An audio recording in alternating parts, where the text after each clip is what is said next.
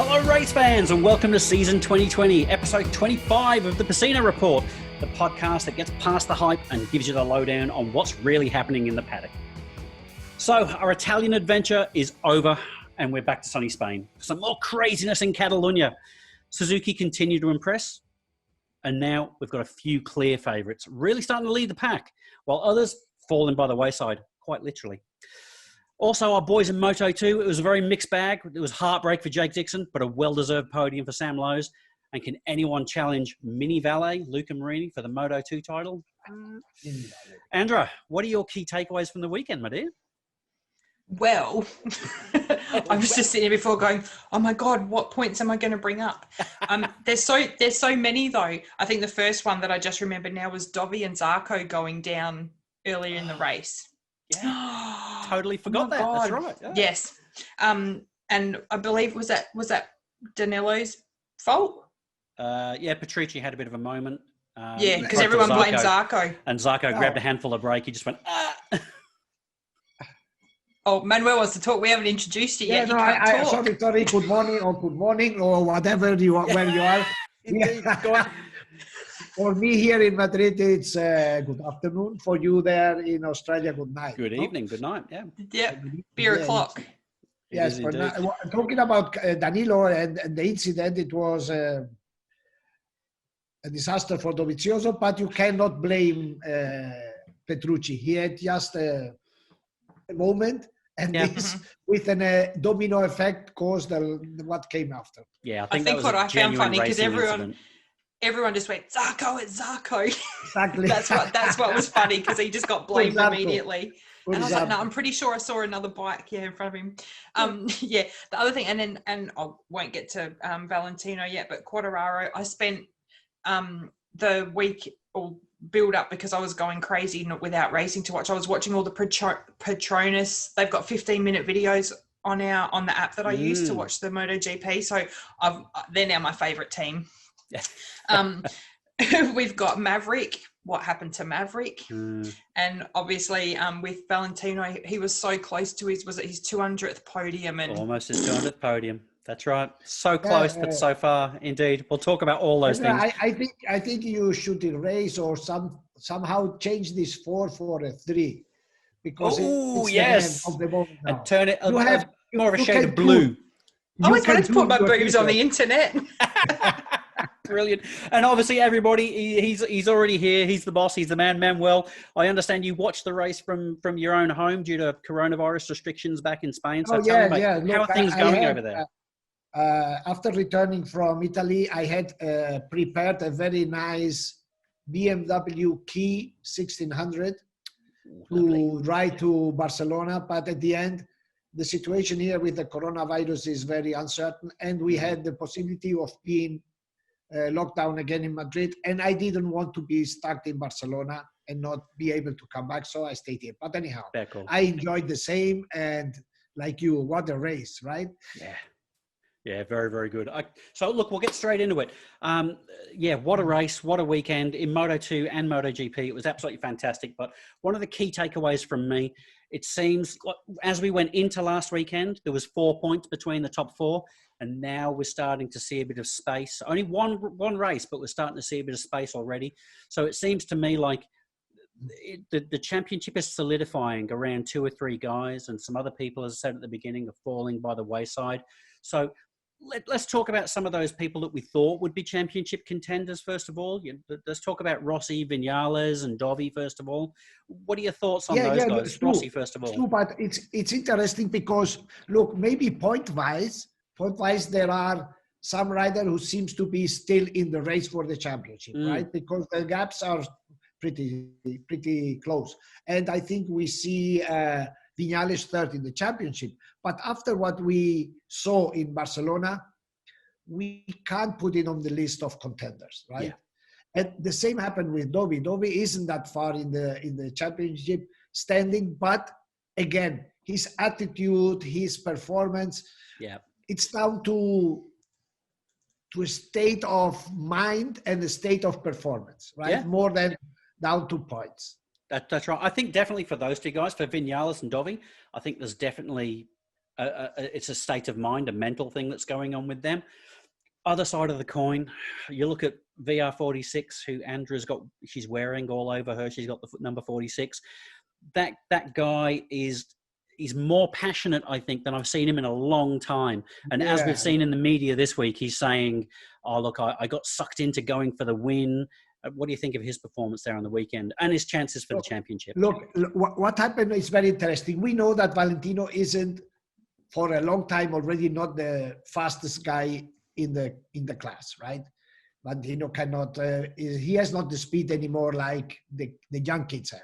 But in Barcelona, the circumstances were very special because of the grip of the tarmac. It was basically a tire administration race, and then the real race was the last 9 laps. Yep. So it was the perfect situation for the Valentino experience, you know, to handle difficult situations. That it was the best. A situation like this he had not faced for years, and he knew this. He knew this, that it was a golden moment for him to get the podium or the victory. He was going for the victory. Podium number 200 could have been. Yeah, that's right. He perfectly knew that this occasion he will not face that easy anymore. And it was because of the circumstances. So he had the speed, he had the race built up to be in his favor. So it was, everything was prepared for him. You know, all the table was ready for him. Yep. But at the end, it's incredible. It's incredible. Incredible that the pressure, he fall under pressure like a youngster, you know, like Quartararo or so. He was so keen to get there that the pressure was more than the common sense in this case. Right, so it shows he's human. And even, I mean, I was crazy excited because, as I'm sure the listeners know, this is my first ever season of MotoGP. So I have never actually seen Valentino Rossi on the podium. So, and I've become an addict in a very short period of time. So I was like, oh my God, this is finally going to happen. And, but again, him falling off, it shows he's human. But I just wanted to say too, to show that I'm learning, and I've been going back listening to our earlier episodes, and I realized how, I don't know, I was laughing at some of my questions, which is good because we've learned. But even as I'm watching the races, I go, all right, the tires are going to start changing here. They, like you say, they get down to that last 10 laps or so, and I'm like, yep, game's about to change on there. And I'm looking at their tire choices because there's, you know, the majority pick the same, but I know, look at me. Yes. A junkie. Yes, yeah, indeed. Yep. Yeah, for and sure. I tell you something more. And I tell you something more. Valentino, you know, he did you see how frustrated he was when he crashed? Oh, that was genuine frustration. He really was really angry with himself. Oh my God. Oh my God. It was like, oh my God. There was no one near him. Like, that's not a mistake he would make normally. That front. Exactly. Yeah, he thought that he could get to Quartararo, and he went for it, and things went wrong. Remember the second crash in 2 races, one in his home circuit, where he was also under pressure, racing in his home circuit, and here. So, and this is, I think, the number 30 of the championship. Remember that the engine broke in Jerez 1, then he had the crash in Misano, so he's completely out of the championship. Yeah, exactly. So when I'm watching too, Manuel, I sometimes sit there and go, like, say Sam Lowe's in Moto2, for example. Mind you, that's a whole other story because that was friggin' incredible. But I sit there when someone's in second, and I do wonder, I'm like, do they sometimes sit there and go, all right, I'll play it a bit safer and I'll get the points and come second? Or I think from what you've taught me so far, no, they want to win. No, it depends. It depends. You know, Valentino wanted to win. For some, was okay the second place because he's racing for the championship. Valentino was just racing for that famous victory. Win. I think the last time he won was Assen 2017. 2017, yeah, that's right. Yeah, but okay, it's gone. It's gone, and it will be difficult. I think he will have the same situation. But let's move to another that has been out of the list, because if not, we continue talking about Valentino for the whole night. We can. I'm happy to. Indeed. Let's drill down. What about Dovi? Let's talk about Dovi for a little while. So, as you say, he's not that far away from the points, like in mathematically, but really with his performances over the last even 3 or 4 races, he's struggling even to get beyond the third row of the grid. Dovi went out of Misano saying, in Barcelona, things will be completely different. Even worse. Exactly. Meaning that the grip of the circuit, of the tarmac, in Misano is the best grip of the championship. You know, the bike, the tire really eats the tarmac, or vice versa. And in Barcelona, it's the opposite. It's the track with less grip of the championship. So Dovizioso went there knowing that it would be different, but without knowing what would happen with him. And it was worse than in Misano, right? Yeah. His practice sessions were a disaster. And I think he started 14th on the grid, I think, or something like that, yeah. But he had some chances in the race because, as we just told, it was not a pure performance race. It was an administration race. And in this, Dovizioso is the number 1. Exactly. So, he's the master. Exactly. So if you see when he crashed, or when he was taken out by Zarco. Exactly. That's the word. Racing incident, we call it, Andrew. Racing incident. But it was the second turn of the race, and he was on the 10th position. Yep. So he got a good start. He got a very good start. Yeah, and having seen how the race went, I am sure that that Dovizioso would have finished 5th, 6th maximum. Yeah, and those points on what he was already sitting at, whole different story. So, but you know, in the points he isn't that far away, but the atmosphere in the team, himself, he looks like he's really not enjoying it. He looks miserable. Yeah, you see it in the team. The atmosphere is for somebody that is leaving the team. Actually, just a few hours ago, the final statement from Ducati came out. Making official that Pecco Bagnaia will be Jacques Miller's teammate, right? Yep.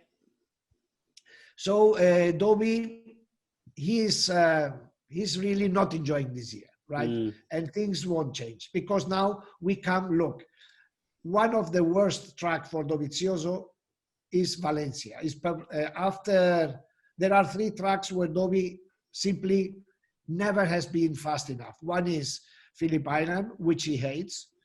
The other one is Sachsenring, where the Ducati is like a track in a go-kart circuit. It's a Honda track. And Valencia. And Valencia, there will be 2 races in Valencia. So forget Dovizioso. And another thing, and I am putting very many parentheses in the story, but the last race will be in Portugal, right? In Portimao.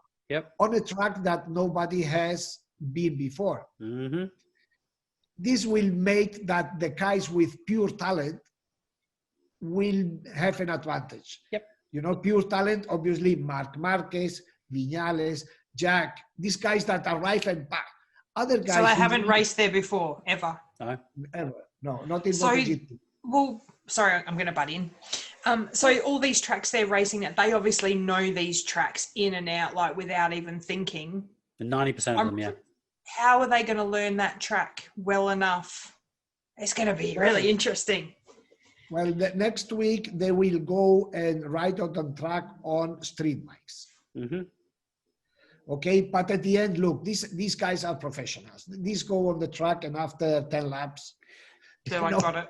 You know, they know how they are professionals. They know. But then, while you do laps, then you get the little tricks, you know, here and there. And this is what the talented rider, they catch it immediately. The guys with talent. Okay. You'll see 2 or 3 guys will have a really fast progression where their lap times come down, and other people will just slowly over the weekend get their lap times down.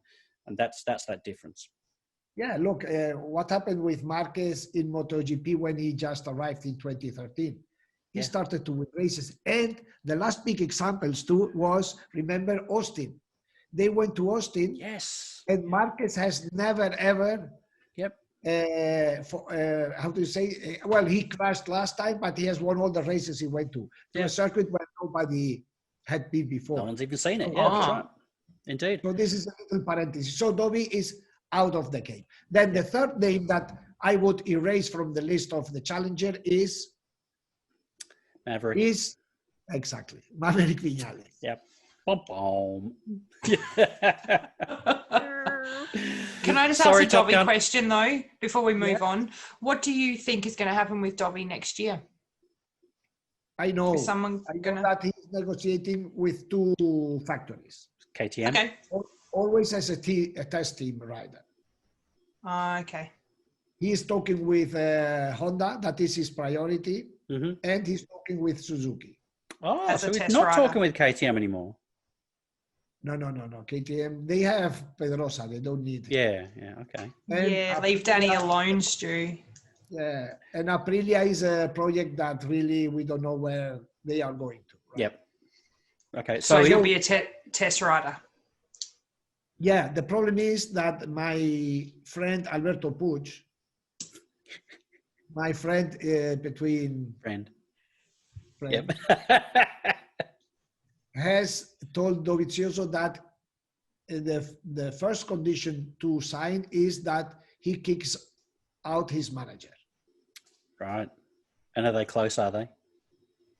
So the Dovi's manager, that he doesn't want to see him close, that he will not enter into the garage, that this and this and this and that. So that is very Alberto Puig style, Yes. We could send him to solve the, North Korea problem or the Israelis and the Palestinians. Let's just send him to North Korea, full stop. You go work with Trump. Just leave him there. It's fine. Yeah. He would be the perfect PR person for Trump. Perfect. Yeah, there you go. Nice. So let's move on to Maverick. Let's talk about Maverick. So as we say, he's not that far away from the championship points wise, but yeah, those performances, that hot and cold, he's had one good performance on a Sunday. And he just keeps messing it up for himself. Let's quickly describe, and the description will say it all. In Barcelona, the three Yamahas made the front row, right? It was Rossi, Quartararo, and Morbidelli. Maverick did not bet because he made 5th position. So he started in the middle from the second row. That is a good place to start. But once again, this time he didn't miss the start. He just, sorry for the word, he shitted in the start. Yes. Like turn 2, he was 12. It was ridiculous. Look, I am so hooked by races that after the normal races Monday, I follow the races through different cameras that are available. Yep. So I see the race once or with the helicopter to understand some things. And in this case, I went to the onboard camera of Maverick Viñales because I wanted to understand what happened at the start. And normally there are 3 onboard cameras during the race. And in this race, one was on Quartararo's backseat in the back and one on Maverick. So when you switched on this camera, you listen to the engine. Okay, I wanted to compare via sound the difference between Quartararo and Maverick. Right. From the start to the first corner. Yep. Because Maverick, after the first corner, he started 5th and he lost in 400 meters 10 positions. 50. Yeah. So I wanted to, maybe the sound told me something. So I switched on both, and it's interesting because you see Quartararo starts, it's the typical sound, then arrives at the breaking point, and goes away. That was a really good. That was great. It was like a MotoGP bike was in the room with me. Oh my God. So then Maverick starts the same, and then when he arrives at the braking, suddenly you hear the engine like, whoa. So he is, for a while that is obviously 10th of seconds, because it's, but for a while his engine is like, whoa. He is completely shut. Yep.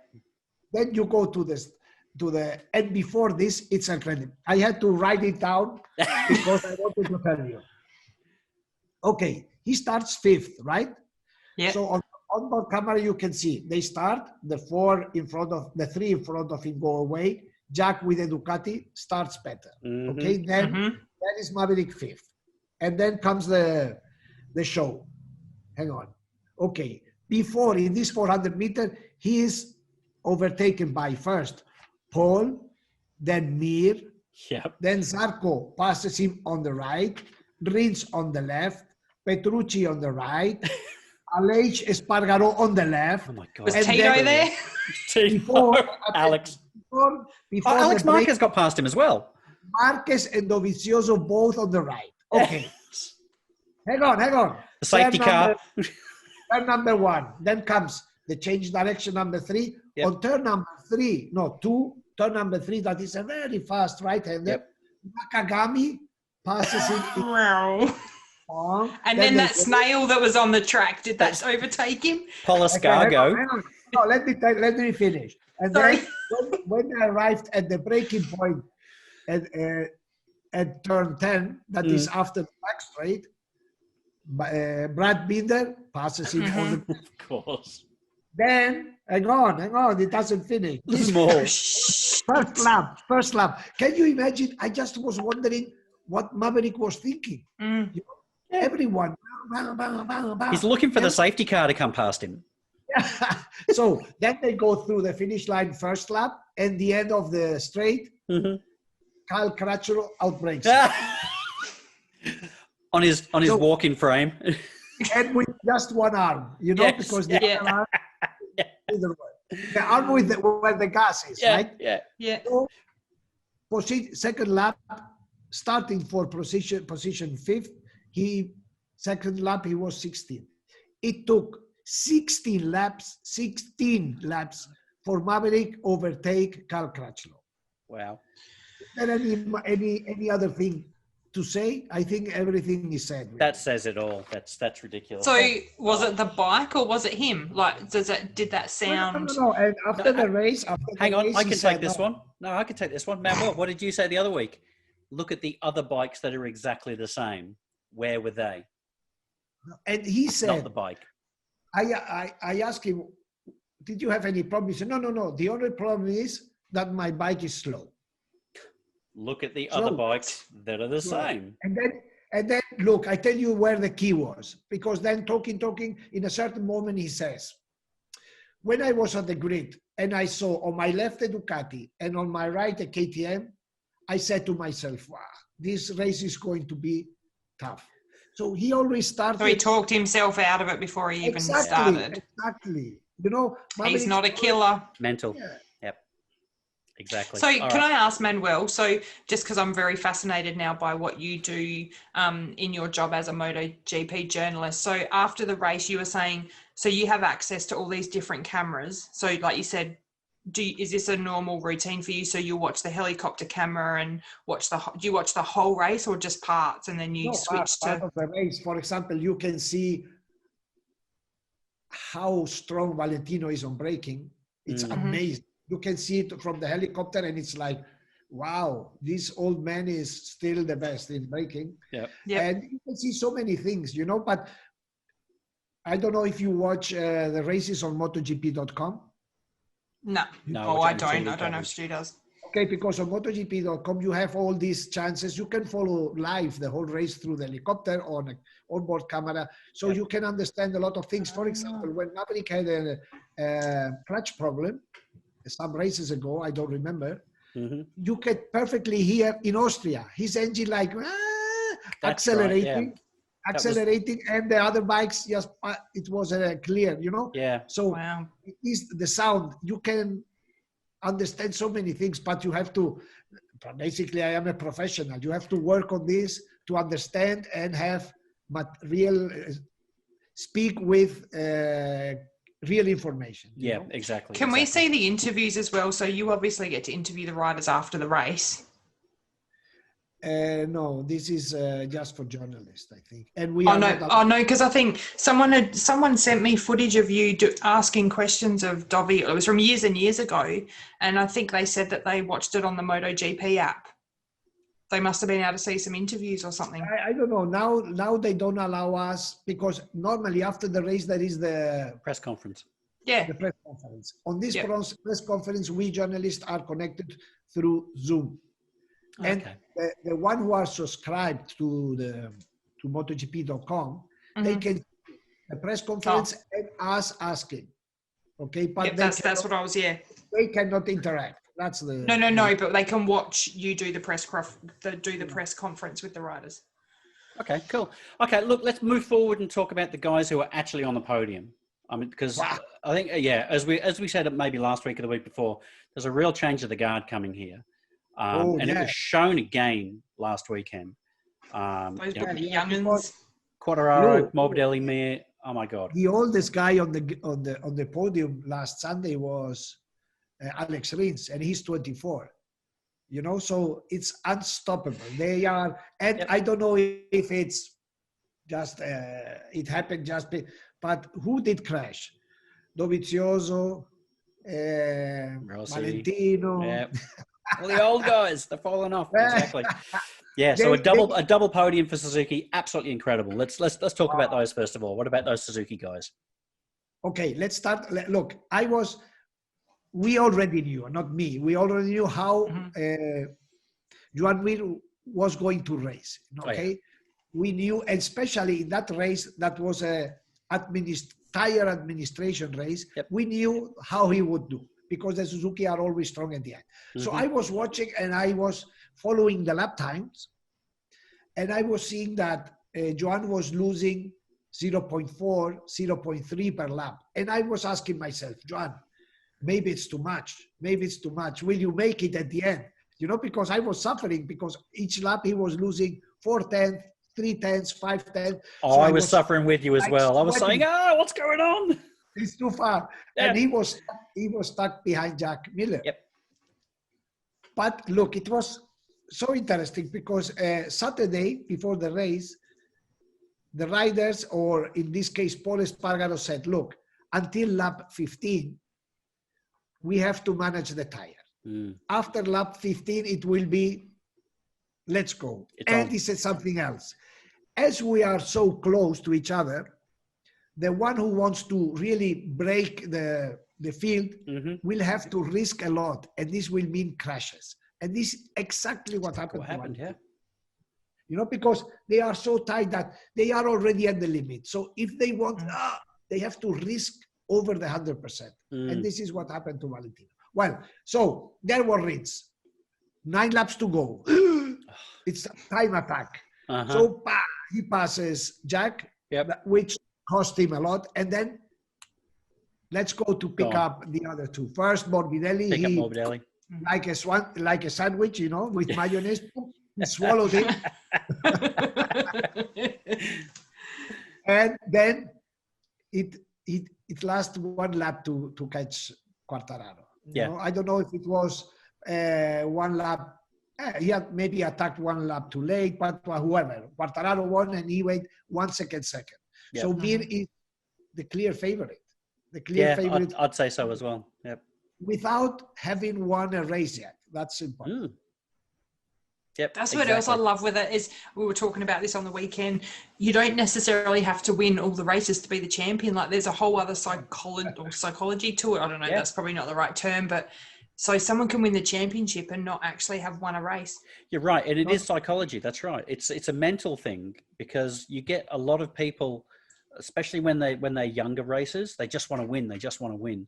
But the people, you look at Marquez right from the beginning of his MotoGP career, he was smart enough to realize, to win a world championship, you don't always have to finish first. You've just got to look, I spoke with Chicho Lorenzo, that is Jorge Lorenzo's father, who built up Mir as a rider, right? Yep.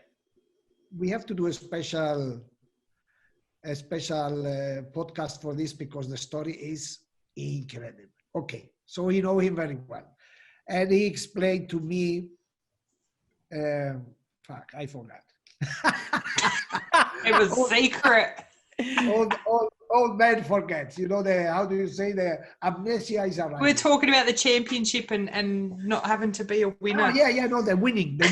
Yeah. And he told me, look, in the brain of a rider, win a race is like heart drug. Yep. Once he get it, yeah, want it constantly. But he also needs it to win the championship. Yeah. So Mir said, I need to win a race before I think in the championship. You know, and as soon as he wins, we will see another step. Yeah, exactly. By John. Yep, we will indeed. If he does. Mm-hmm.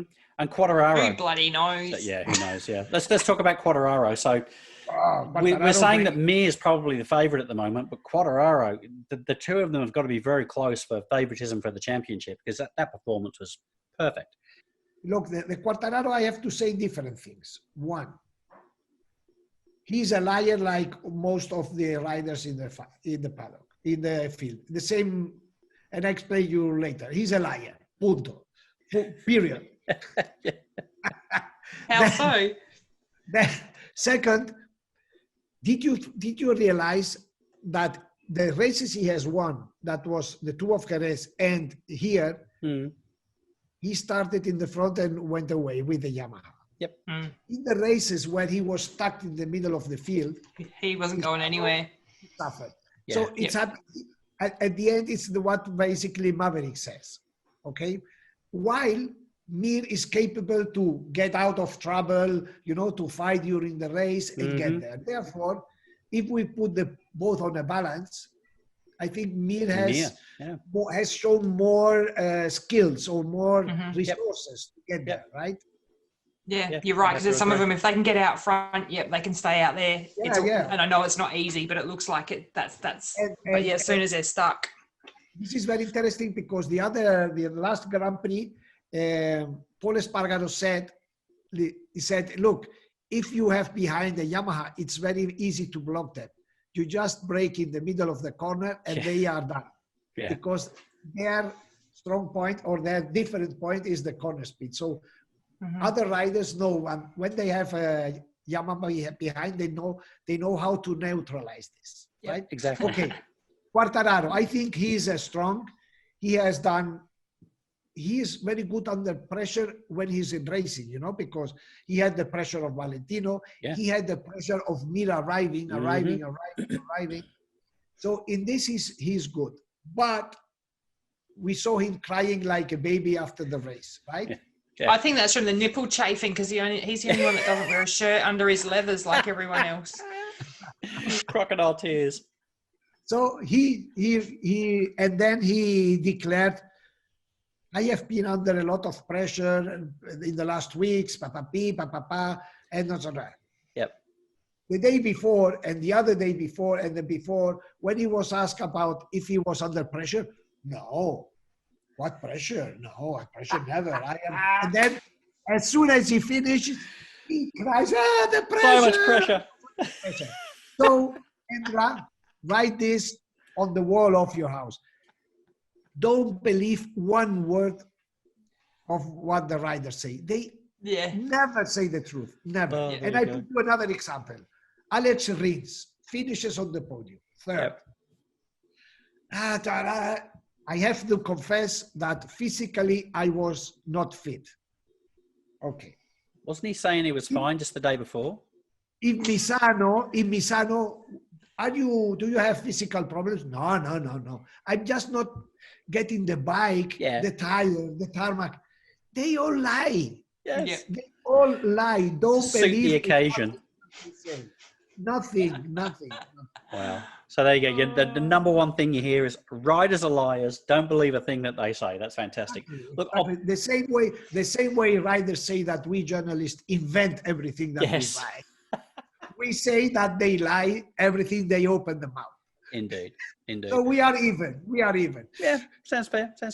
Okay, look, I wanted to put a question to you that we received through the week. So this one comes from Yash, who's a long-time listener of the show. And it sort of talks about what you were just saying before about people riding against the Yamaha, and we've seen a lot of Yamahas on the podium, and obviously Quartararo potentially a championship contender. Yash is asking, how can a bike that's struggling to overtake be a championship contender? We've seen hardly any Yamahas have actually gotten any overtakes this year at all. They really struggle when they're around other bikes. So how is it that they're seemingly so strong? Is it just because they've got no engine, but they've got good corner speed? What do you think it is? Yeah. They know their virtues, and they know they have to explore the virtues by trying to set up a certain situation in the race. Yep. Right? Okay. Playing to their strengths. For them, the two, I wouldn't say three, the first 2 laps are vital. Mm-hmm. Okay, so, and I put you an example that is fantastic. And this happens for Yamaha for many, many years. When Jorge Lorenzo arrived in Yamaha, and this is fantastic, he was super bad in starting. Super bad. Yes, I remember that. Yep. So he realized, and his father, they realized they had to do something. So the first thing was to be aggressive in the first lap. Mm-hmm.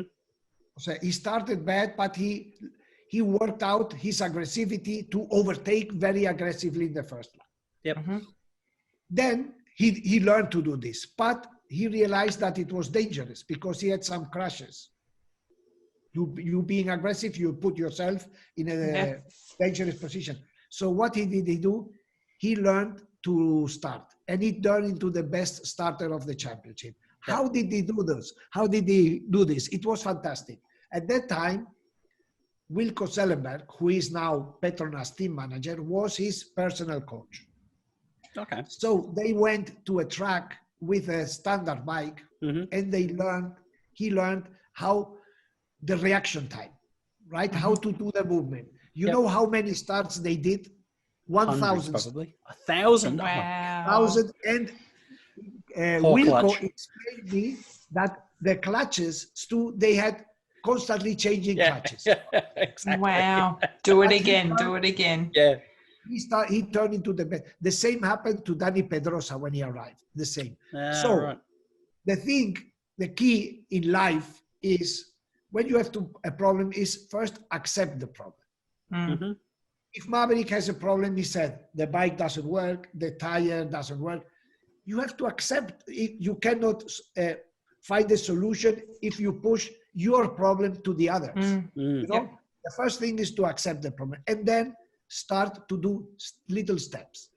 You understand? He won't change from today to tomorrow. One step, another step. And this, for example, look, with all my pain, this happens to Jack. There are riders that, for example, the best example is Carl Crutchlow. We have seen Carl Crutchlow is the same rider than 5 years ago, 6 years ago when he arrived. Yep. Does these steps. You understand? Develop, Mir is the rider who does steps. They are progressing because they want to grow. Jack has been progressive, but what is Jack missing? Jack missing is to understand that the races are 24 lap races. Yeah. Not 15 or 20. 12. Yeah, exactly. Tell me something. He made 2 podiums this season, Jack, right? Twice where? Austria.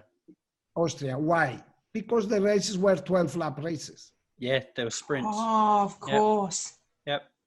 Yeah. That's why he did a podium. So when you put him in a normal race, we saw him in Barcelona. When I saw him braking like if he had seen God. So he's smashing is he just smashing the tires down too much? They're not lasting. We're excited. He's a racer. He's how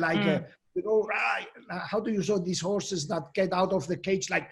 Oh yeah, he's an untamed stallion. Exactly. And then, Stu, what I explained you just look at what happened. The 2 Austrian races that were half distance, he managed to finish on the podium. Exactly, yeah. So you just smashed it, gun it. It's written on the paper. It's down to him. It's down to him to want to make another step.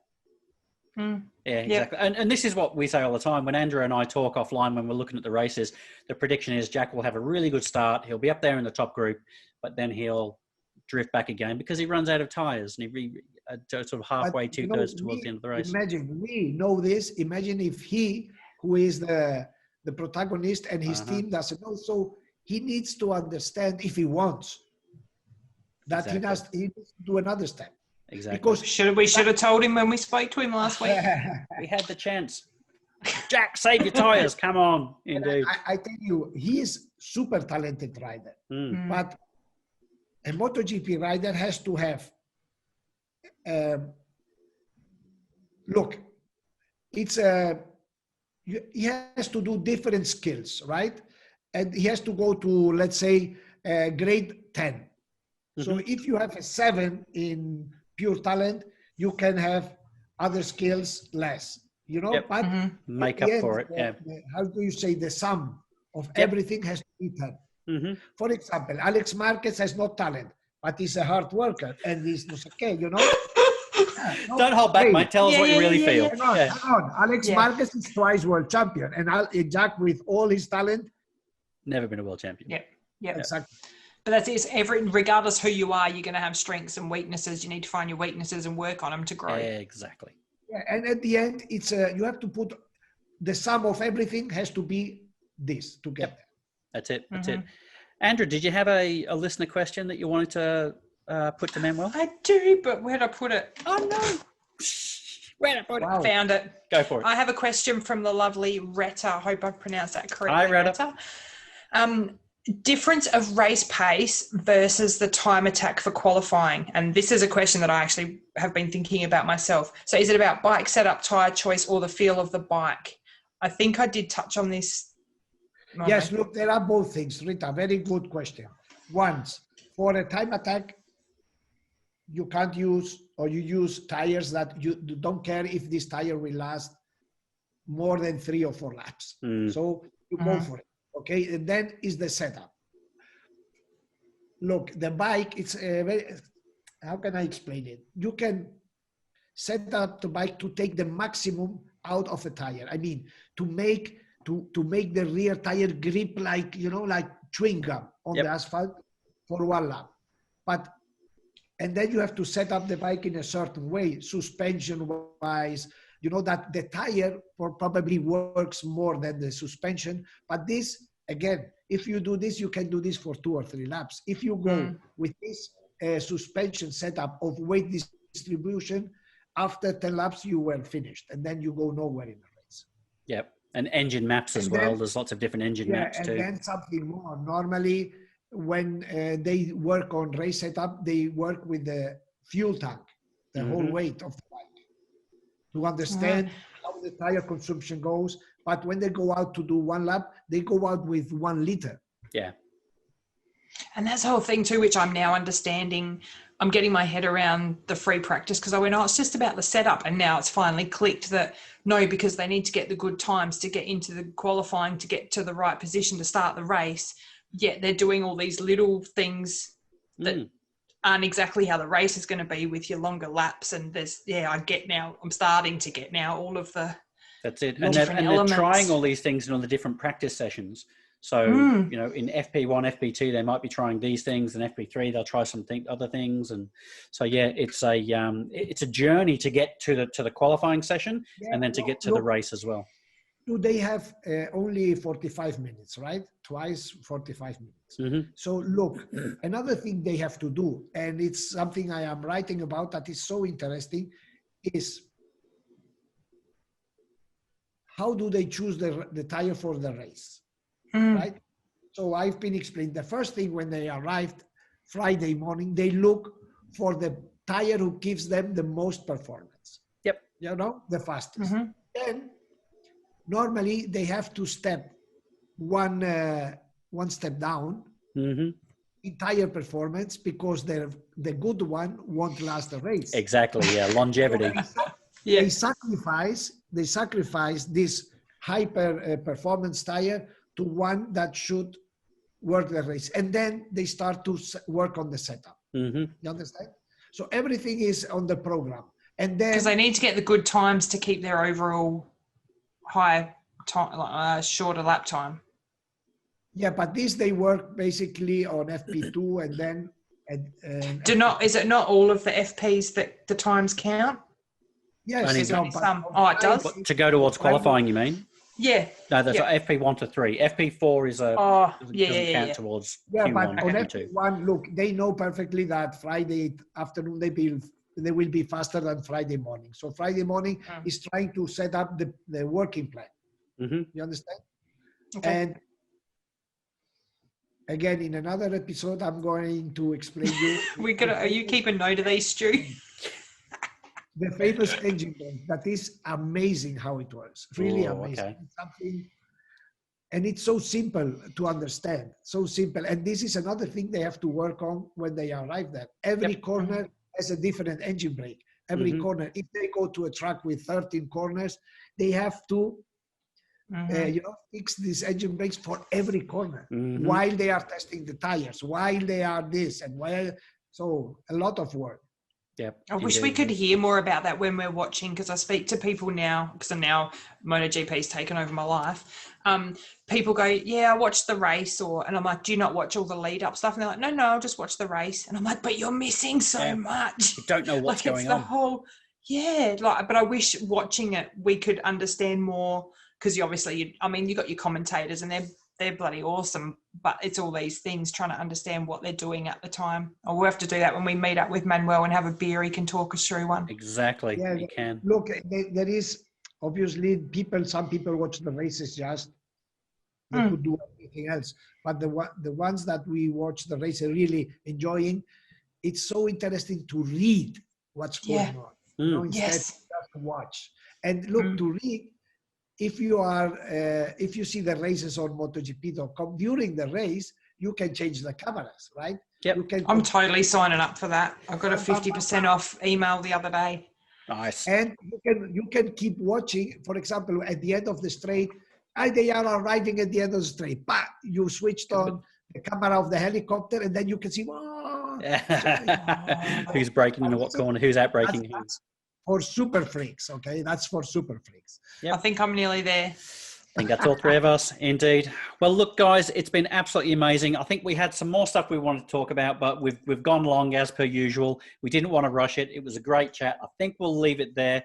Andra, before we go, do you want to tell everybody where they can find all of our stuff, all of our information? Oh my God, we're like everywhere now. So if you're listening to us, if you're listening to us, we're now on YouTube, so you can see us. You can see my VR46 t-shirt, and you can see Manuel's ears. It's the first time I've seen his ears because he's not got his headphones on. Freaked me out a little. Instagram, YouTube, Twitter, Facebook. Please share. Let your friends know about us. Share and rate. And what else do I tell people to do? Send nudes. Give us a 5-star rating. Send nudes, definitely. Send nudes. Send dick pics, all that sort of stuff. Send checks. Except send money. Message us. And pecinogp. pecinogp.com. No, but there's also the other language. Yes. This week, you have to go to pecinogp.com. I did an incredible interview with Joan Mir, because I do a series of interview called The Person in the Mirror, right? And this is called Joan Mir in the Mirror. Yep. Where you can understand or know Joan Mir as a person, not as a rider. It's fantastic. The questions are like, what of yourself you like less? Mm-hmm. With what scene are you less, how do you say, harsher with what? So it's so good. So good. He explains his character, what he would like to be different. It's really top interview. I recommend absolutely. Perfect. So there you go, folks. If you want to get inside the head of Joan Mir, then Manuel's done that for you. The Person in the Mirror over at pecinogp.com. Or if you want to learn another language, pecinogp.es. There we go. Exactamente. Siesta. And then have a siesta. Wonderful. Guys, it's been amazing. Thank you so much. See you again next week.